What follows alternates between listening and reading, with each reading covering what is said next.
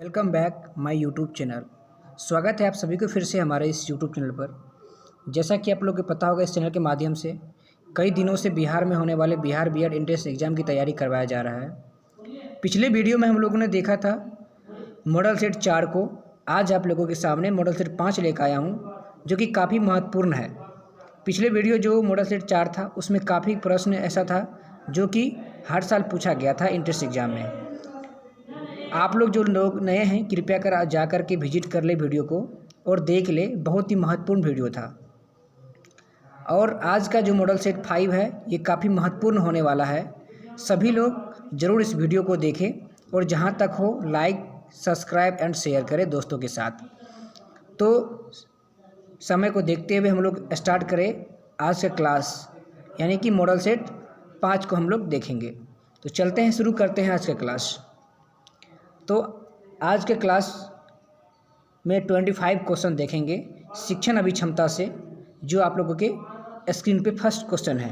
कह रहा है डैश द्वारा मानव अपने पर्यावरणीय ज्ञान में वृद्धि करता रहा है।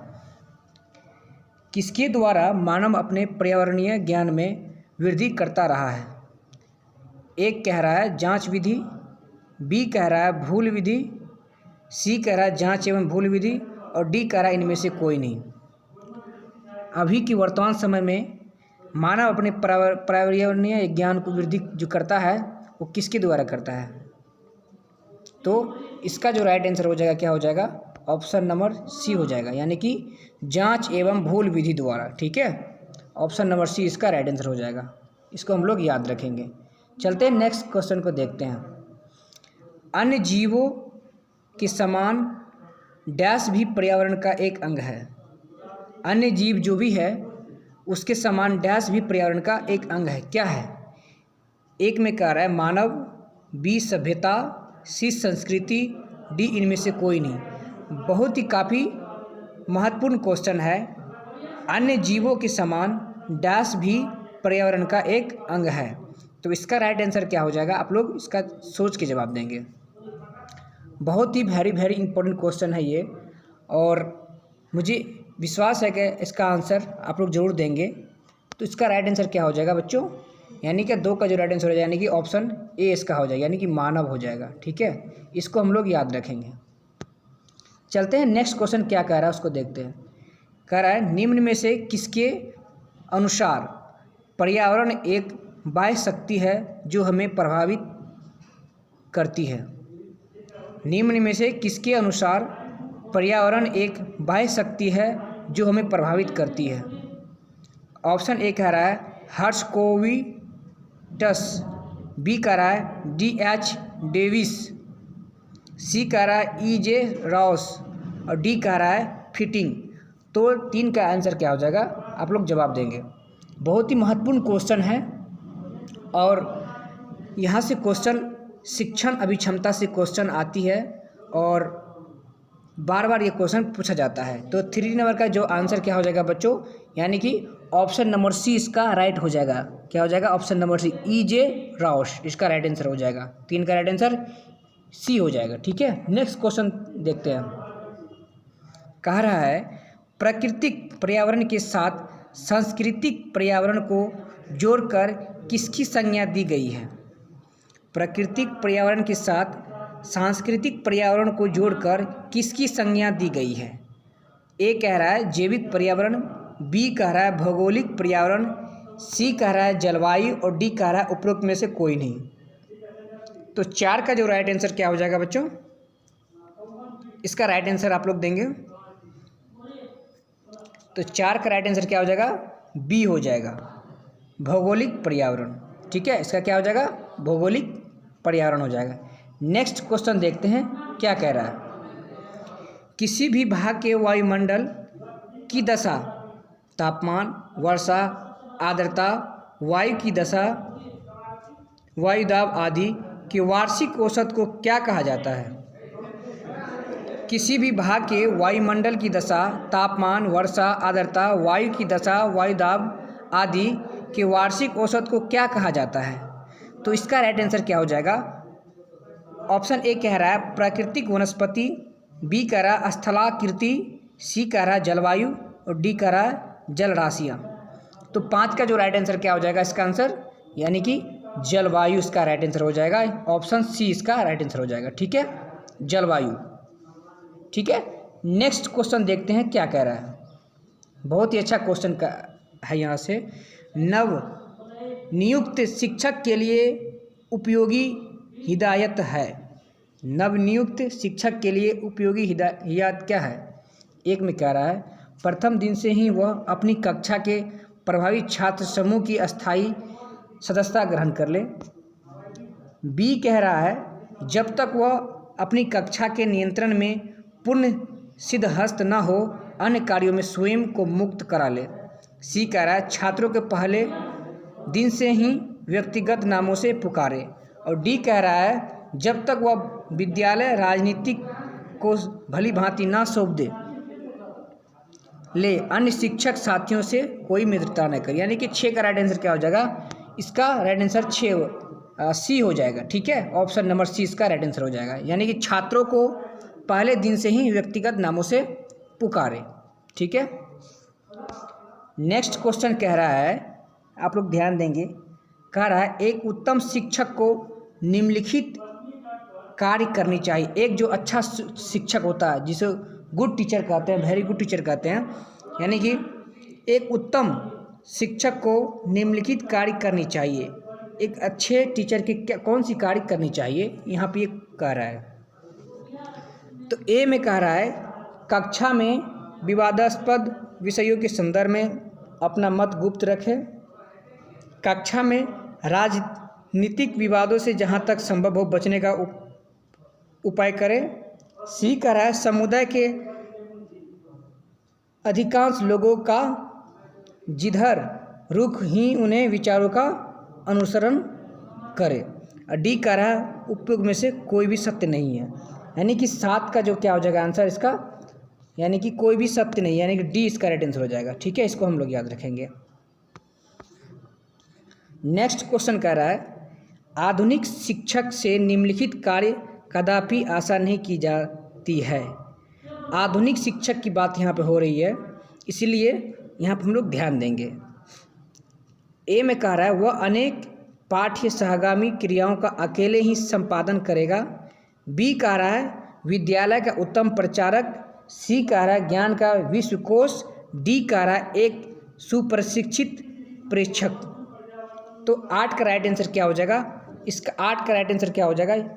ऑप्शन सी इसका राइट हो जाएगा, यानी कि ज्ञान का विश्वकोश। ठीक है, सी इसका राइट आंसर हो जाएगा। 9 कह रहा है यदि एक व्यक्ति शिक्षक बनने की महत्वाकांक्षा रखता है तो उसे अपनी योजना में निम्नलिखित दर्शन का अनुसरण करना चाहिए। जहाँ चाह वहाँ राह, जो होना होगा वो अवश्य भावी है। सी कह रहा है उस पल को पार मत करो जब तक कि उस तक पहुँच नहीं जाते। और डी कह रहा है पहले स्वयं को समझो फिर कार्य करो। तो इसका जो राइट आंसर क्या हो जाएगा बच्चों? ऑप्शन डी हो इसका राइट आंसर हो जाएगा, पहले स्वयं को समझो फिर कार्य करो। ठीक है, नेक्स्ट क्वेश्चन क्या कर रहा है देखते हैं। कह रहा है प्रायः शिक्षकों के संदर्भ में ऐसा माना जाता है कि वे निम्न आर्थिक स्तर से आते हैं, वे निम्न धार्मिक प्रवृत्ति वाले होते हैं, वे अपने विचारों से अधिक संकुचित होते हैं, वे मौलिक राजनीतिक एवं आर्थिक चिंतन को स्वीकार करते हैं। तो इसका राइट आंसर क्या हो जाएगा? 10 का राइट आंसर क्या हो जाएगा? इसका सोच के जवाब देंगे। क्या हो जाएगा? ऑप्शन ए सी इसका राइट हो जाएगा, वे अपने विचारों से अधिक संकुचित होते हैं। ऑप्शन सी इसका राइट आंसर हो जाएगा। ठीक है, 10 का। तो नेक्स्ट क्वेश्चन क्या कह रहा है? सामाजिक आर्थिक स्तर के सर्वेक्षण से ज्ञात होता है कि प्रायः शिक्षक आते हैं। अब देखिए सामाजिक आर्थिक स्तर के सर्वेक्षण से ज्ञात होता है कि प्रायः शिक्षक कहाँ से आते हैं? निम्न स्तर से, निम्नतम स्तर से, मध्य निम्न स्तर से, उच्च मध्य स्तर से। तो इसका राइट आंसर क्या हो जाएगा? आप लोग सोच के जवाब देंगे। क्या हो जाएगा? मध्य निम्न स्तर से, यानी कि सी इसका राइट आंसर हो जाएगा। ठीक है, मध्य निम्न स्तर से आते हैं। नेक्स्ट क्वेश्चन क्या कर रहा है, सभी शिक्षकों का सामूहिक रूप से मानसिक झुकाव पाया जाता है। निराशावादी, मौलिकतापूर्ण, उदारवादी, संकुचित एवं पुरातन। तो इसका राइट आंसर क्या हो जाएगा, जवाब देंगे आप लोग। तो 12 का राइट आंसर क्या हो जाएगा, तो 12 का राइट आंसर क्या हो जाएगा, डी, यानी कि संकुचित एवं पुरातन। डी इसका राइट आंसर हो जाएगा 12 का। ठीक है, इसको याद रखेंगे हम लोग। एक उत्तम शिक्षक की पहचान है, एक अच्छे शिक्षक की पहचान क्या होनी चाहिए, उसे शिक्षा के उद्देश्यों को प्राप्त ज्ञान होता है, उसे बालकों के मनोविज्ञान का ज्ञान होता है, वह प्रतिष्ठित शिक्षा व्यवसायों के संगठन का सदस्य होता है। डी कह रहा है उसे विद्यालय के मुख्य कार्यक्रमों का ज्ञान होता है। तो 13 नंबर का जो आंसर क्या हो जाएगा इसका, उसे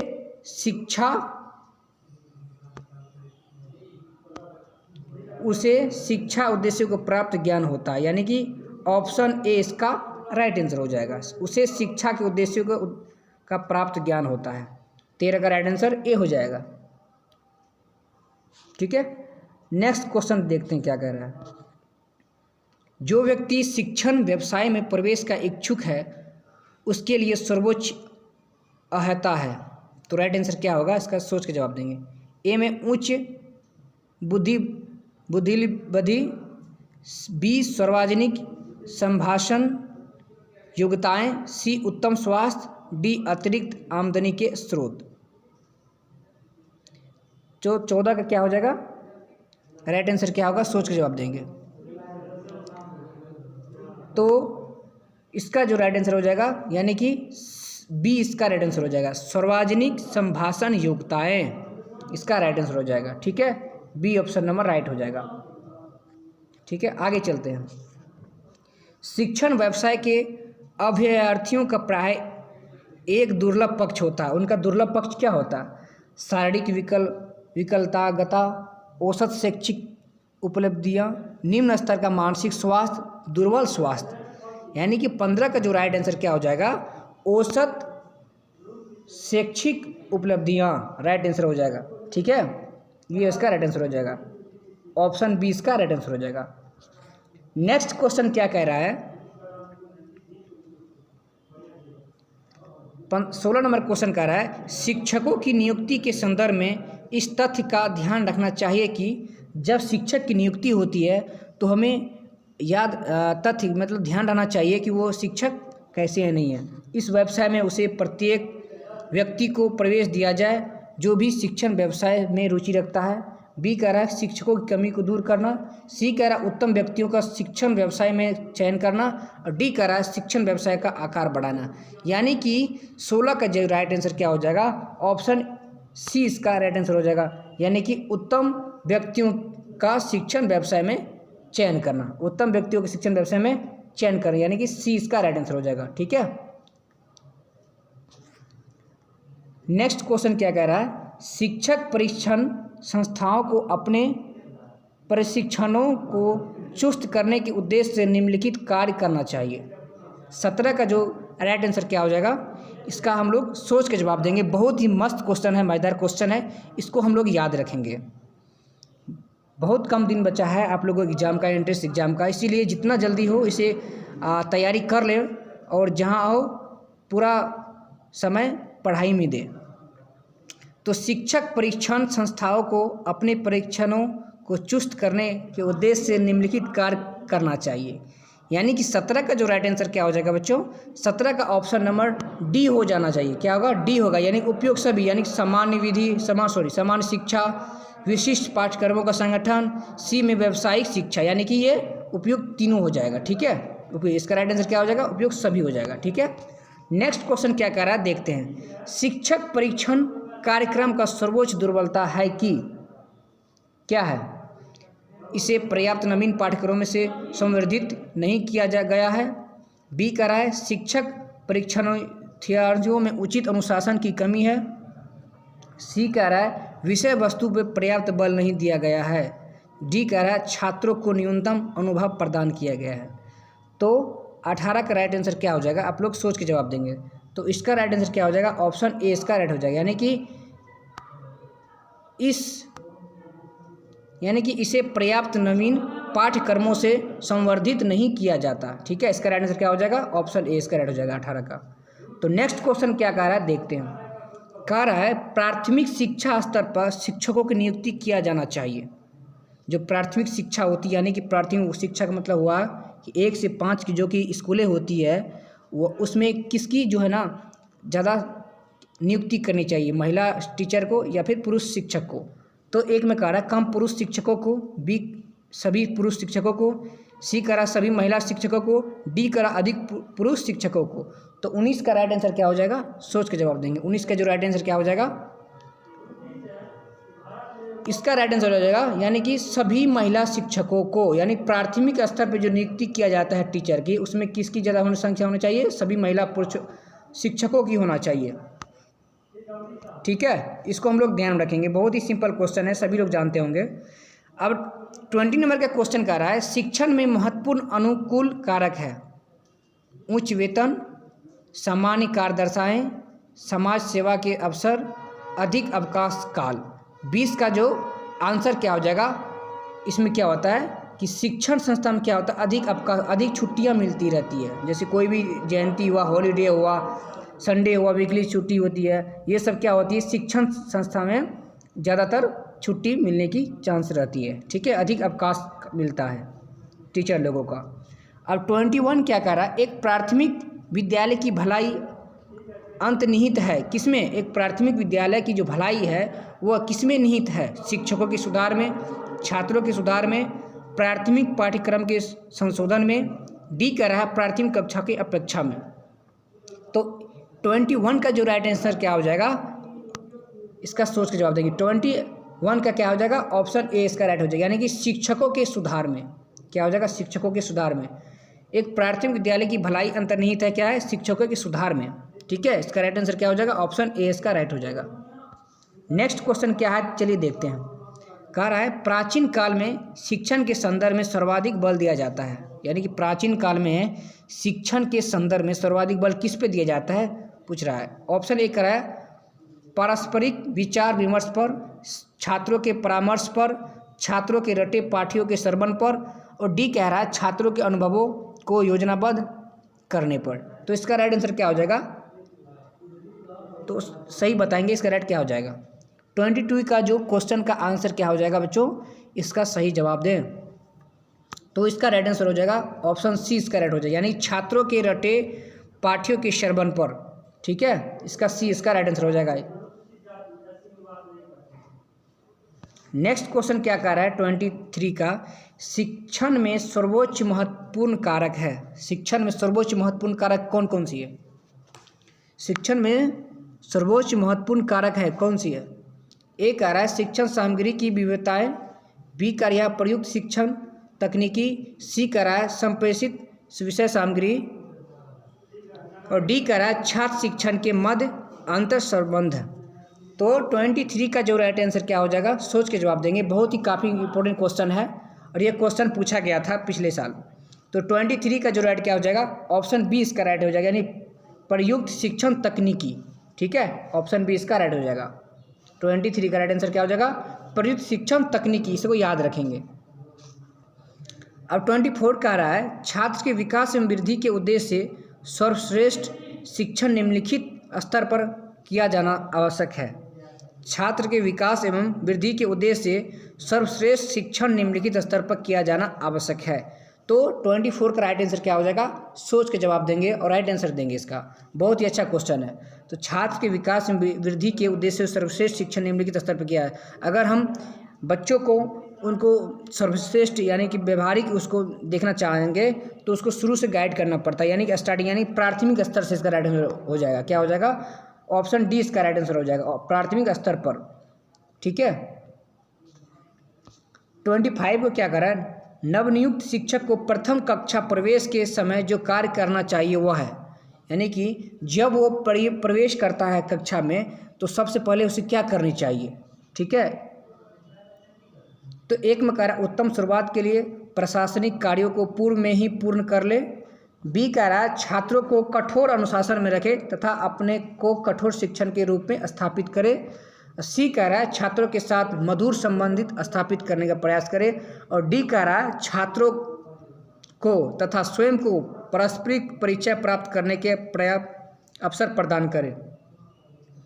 यानी कि 25 का जो आंसर क्या हो जाएगा, इसका राइट आंसर हो जाएगा ऑप्शन नंबर डी, इसका राइट हो जाएगा। यानी कि छात्रों को स्वयं को परिचय प्राप्त करने को पर्याप्त अवसर प्रदान करें, इसका क्या हो जाएगा, ऑप्शन डी हो जाएगा।